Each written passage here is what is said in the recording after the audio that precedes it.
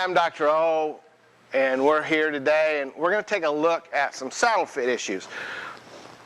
Saddle fit is an area that is very, very difficult sometimes. Sometimes it can be even controversial. A lot of people will do saddle fit that put their hand, we'll have Lori come in and bring her horse in that she's been riding for us. And a lot of people will use their hands to do a saddle fit. And what they'll do, we'll turn Oliver around here for us. What they'll do is they come in here and they say, oh yeah, it's kind of tight here, but oh no, it doesn't, it feels okay. Well, that's really subjective depending on who's doing the saddle fit, because if we can get Lori to take her gloves off here a minute. My hand, I would feel tightness. Lori would be like, nah, it's not so much. Lori would go in and say, oh, feel this bridging here, the saddle doesn't fit my hand. And I would be like, yeah, it does. Okay? So if we use our hands as a saddle fit tool, it's very highly subjective, and it just depends on who's doing it. The other thing that using our hands with saddle fit doesn't take into account, do you want a saddle that fits your horse perfectly when he stands in the cross ties? No. Or do you want a saddle that fits your horse perfectly while you ride him? While you ride. While you ride him. So if we just fit Oliver while he's standing still, we haven't done anything. Saddle fit is not static. Saddle fit must include motion for it to be a total saddle fit. The other thing about saddle fit is that a lot of people think, I got my saddle fit a year ago. It should still fit. Okay? Can you wear the same clothes that you wore a year ago? No. No. You know, and do you fluctuate sometimes? Okay, so does your horse. His back is going to fluctuate depending on how much we're using him, what time of year it is. You know, are we putting on weight getting ready for winter? Is it springtime and we're starting to lose some of our winter weight? You know, how hard are we working? So remember that, saddle fit is not stable either. And just because your saddle fit today doesn't mean it's going to fit next week. So one of the tools that we like to use is the impression pad from Port Louis. And so we had Lori ride with the impression pad on in her saddle. We're going to take her saddle off here. And the impression pad is a Play-Doh pad that shows us where the pressure spots are while Lori was moving.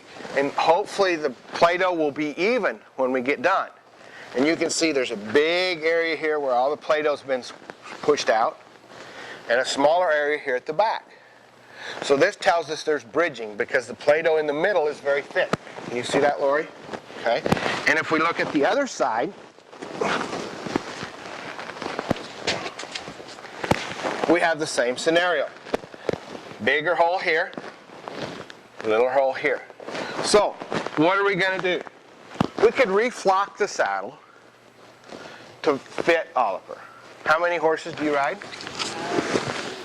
Okay. So how many saddles do you ride? One. So reflocking the saddle's probably not an option for Lori. She rides a number of horses and has one saddle.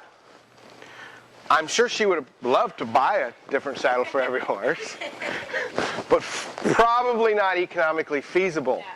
So let's think about how we can make her saddle fit on numerous horses.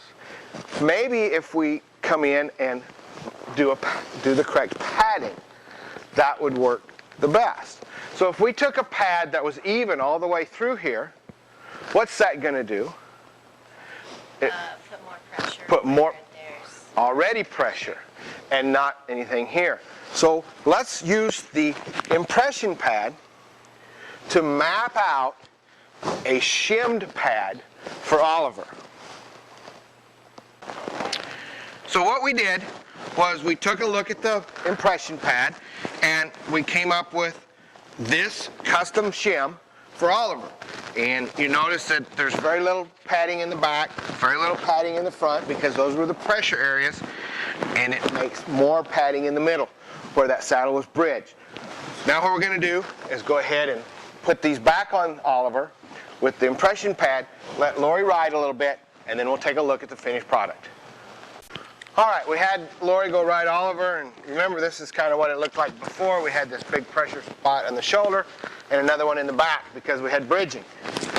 We custom made it, the shim for, and now we have very even Play-Doh placement all the way through.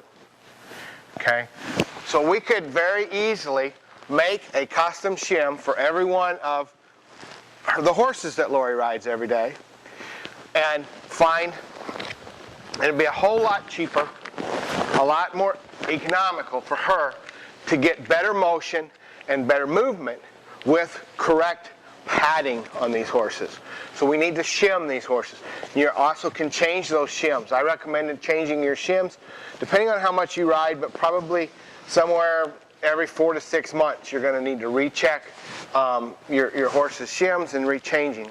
Because if you want to truly harmonize your horse's health, you need to make sure that every aspect of his life helps him maintain motion, maintain optimal nutrition, and maintain health.